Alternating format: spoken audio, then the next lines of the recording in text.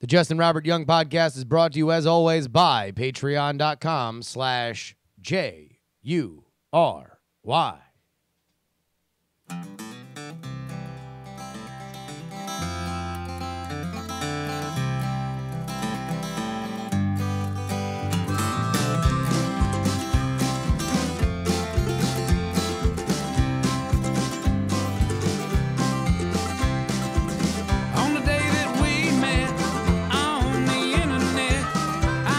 Oh, ladies and gentlemen, welcome to the JuRY Daily Show.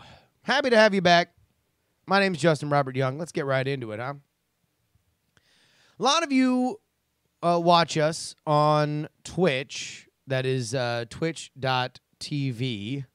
It is a live streaming service. So this came to my attention yesterday. It's a Verge article. It's a very, very, very good read. But here's the headline. The Twitch streamers who spend years broadcasting to nobody looking for connections in 2018. Patricia Hernandez is the author here, and she does a really good job of getting to a fascinating element of our modern culture. Because the more things change, the more they stay the same.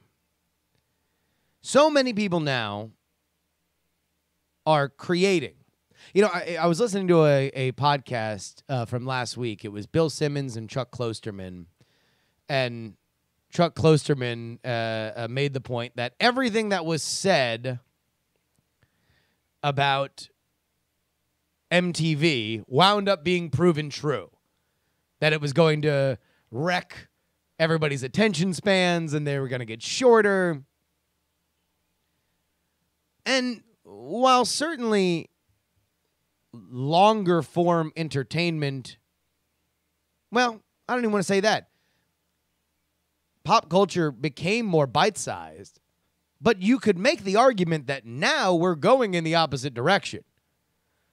When Vine is dying and Twitch is exploding, where people are incentivized to stream for hours and hours and hours and hours because everybody wants to watch something indefinitely, then maybe our attention spans are getting longer. Or at the very least, we have a more of a capacity for longer form entertainment. Now, the difference may be that we are watching more and more stuff that is taking longer and longer, when that might not be all we're watching, right? We're watching a Twitch stream while we're playing a game, while we're watching something else. But this is something. And I'm very fascinated to see the kind of broadcasters that come out of the stuff that is covered in this article. Specifically, streamers who are either starting out or maybe have been doing it for a little while, that go for weeks, that go for months, and have nobody watching with them. So they are broadcasting literally to nobody. So, how damaging is that psychologically?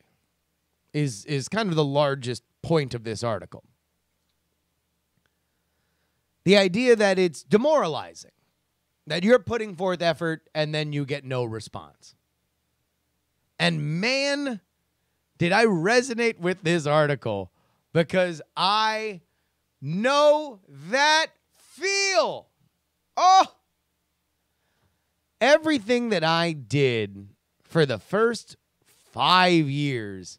I mean, I was lucky that initially the first podcast that I did was for the magic industry, which is a niche, you know. There's a reason why a lot of people just do niche podcasts. They are talking about a topic that is already popular because you have guaranteed audience. And Twitch really, really helps with that because they are putting the game you're playing out on display. And so it's like, okay, if I just want to see people play Dark Souls, I can watch people playing Dark Souls. If I just want to see Hearthstone, I can see Hearthstone. But what happens to those people at the bottom?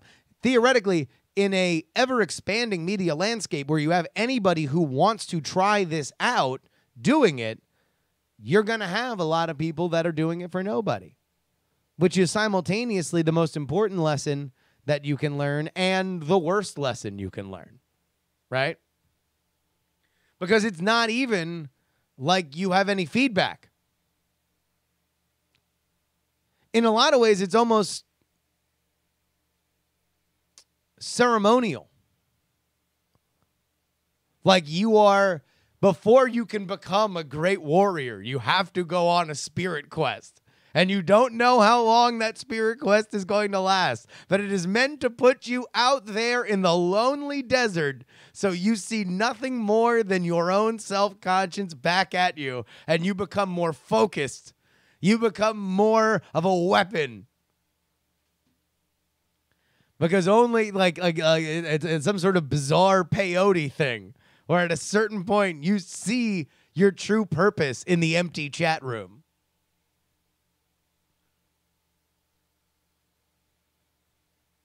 I'm very, very lucky that I have found an audience. I never, ever, ever take it for granted. I'm excited that, although, well, you want to know, I lied.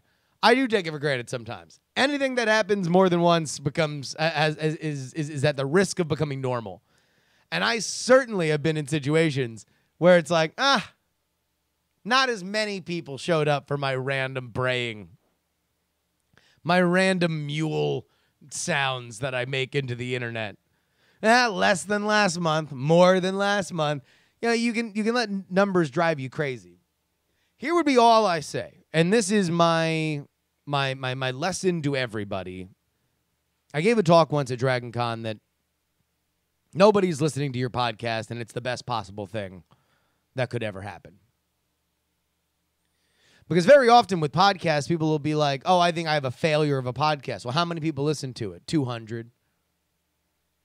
Because you look at, like, you know, my brother and me, or you look at anything else in the top 10, anything that NPR puts out, anything that Gimlet Media puts out, and you know that they're pulling in 1.5 million, 2 million downloads per month. And you think, oh, 300. Oh, my God, that's awful. And what I've said then, and I think is almost more applicable to Twitch, is let's say you had 30 people listening to your podcast. Let's say you had 30. If you in real life had 30 people that came to your house, quietly filed in, sat there Indian style, and without saying a word, listened to everything that came out of your mouth, you would not be a failure. You would be a cult leader. And yet, for whatever reason, digitally, we devalue that. Twitch is probably even more so because they're not silently there. They are there to hang out with you. They are interacting with you. If you've got one person going back and forth with you, you've got a friend. If you've got a dozen, you've got a mob. If you've got any more than that, you are somebody for whom has a magnetic enough personality and a diligence and a discipline to continue to be there that creates value. Now look, it sucks to go through that point when nothing's happening. Trust me, I believe you. Trust me, I've been there. But on the other end, I do think that there's something cool. I do think that every single and this again, big shout out to Patricia Hernandez who wrote this. She talks about how, you know, as much as it sucks, and she talks to people that go months without, and they're playing these games, and they're looking at their chat, and they're looking at their They're looking at their viewership number and they see Goose Egg for a month, for many months, for up to a year. And then there's that one day. There's that one day when somebody shows up. And how special that is. So I would say, for all y'all streaming on Twitch, doing podcasts that nobody listens to, that nobody watches, number one, always think about how to get better. If there ain't nobody watching you, maybe you can make your product better. Always. Doesn't matter. Doesn't mean that you're bad. Means that it's always worth it to have an excuse to make your product better. And number two, just gaze into that empty chat room. And as you slowly are driven mad by the lack of stimulus, see the face of God in emptiness. Maybe there's a reason why I stopped being a journalist, because that's really what I would want to say to all these people. All right, everybody, you can go ahead and send me an email, jurydaily@gmail.com, jurydaily@gmail.com. If you have any thoughts on this on the YouTube, go ahead and enter your comment there down below. We'll be happy to read those as well here on the show. Will writes, I'm flying to New York for work in a few weeks. Want to rant on the show about the best, worst airports in New York and the best, worst terminals. I know that you're a United diehard, but if you have any insight, I'll probably have like an hour to kill in a terminal. Flying into New York sucks ass, largely because all of the airports are either third world pieces of shit or really far away or both. LaGuardia is both. JFK is modernizing, but is really fucking far away. And Newark is probably the best airport of the three, like in terms of cool shit that's happening, quote unquote. But it's in fucking Newark. You know, it's an hour to get in, and there's limited connectivity. So I would say, in general, I prefer Newark. It's for United. It's the newest terminal. It's got the best United Club. It has a United Club where you can take a shower, which is always the pinnacle. I love those the most. So that's what I would say is whatever the United terminal is in Newark. And it's actually a little bit easier to get into the city, technically, depending on the traffic.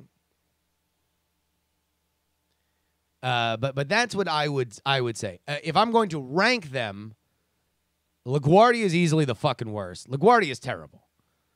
LaGuardia, I've been to fucking airports in Mexico that are nicer than LaGuardia. JFK is second. It's massive. It's gigantic. It's a pain in the ass to get to. JFK is so far into Brooklyn, it's in Queens, which people from New York will understand that, but literally you just get on, if you're coming from Manhattan, you get on the subway and you're going fucking all the way through Brooklyn that you wind up in Queens. It's like digging through the center of the earth and ending up in China. But in general, flying into New York sucks ass. I would go with Newark. CJ writes, long time, first time. I'm rewriting in regard to your question, is the term gentleman club sexist? All I have to say is that you can't say titty bar at work.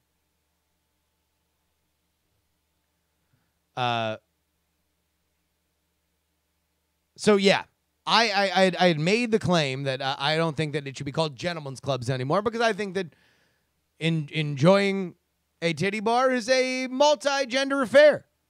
It's always a good time when the ladies are in the titty bar. Now, you can't say titty bar at work, although I have taken to spelling it in the anime titty way, Tiddy. I don't know how that changes your situation. I suspect probably not at all. But you're right. We need something We need something that a name for a strip. I mean, I guess, is it just strip club? Is strip club it? Can we do better than strip club? I think we might. Maybe we can. Maybe we can. Go ahead. JuRyDaily@gmail.com. Something you can say at work. Strip club, I guess, is probably the most. But I guess they invented gentlemen's club so it sounded more classy than strip club, right?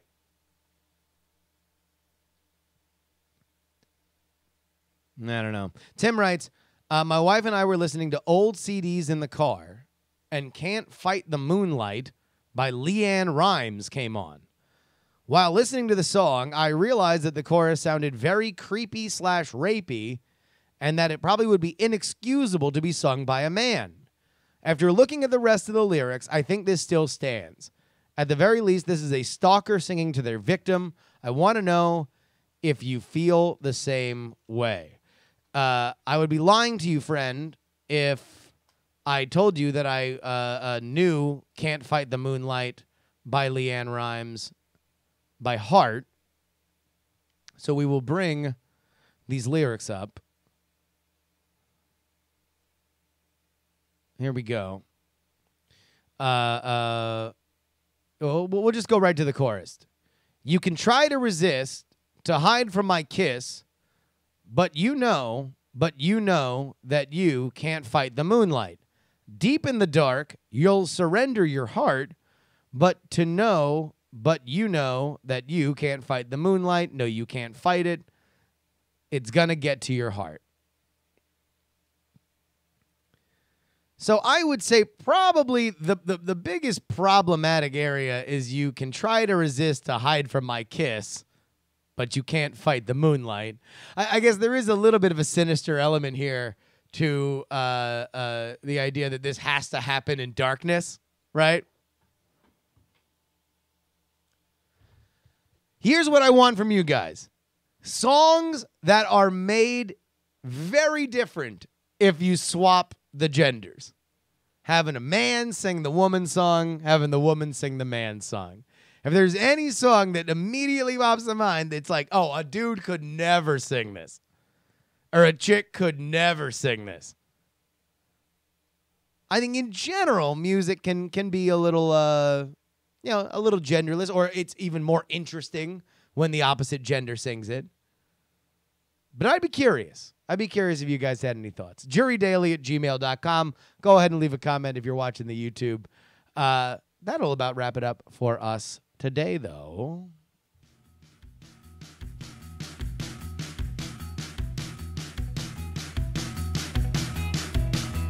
Maybe we'll have to get Coverville on. What do you say we both just leave? Ladies and gentlemen, if you would like to support this show, patreon.com/JuRY. Email me, JuRyDaily@gmail.com. Twitter, Instagram, Snapchat @JustinRYoung. Of course, you can always join the conversation at diamondclub.reddit.com. Folks, until tomorrow, high thoughts tomorrow, high thoughts Wednesday. This is your old pal, Justin Robert Young, reminding you to, please, Adam,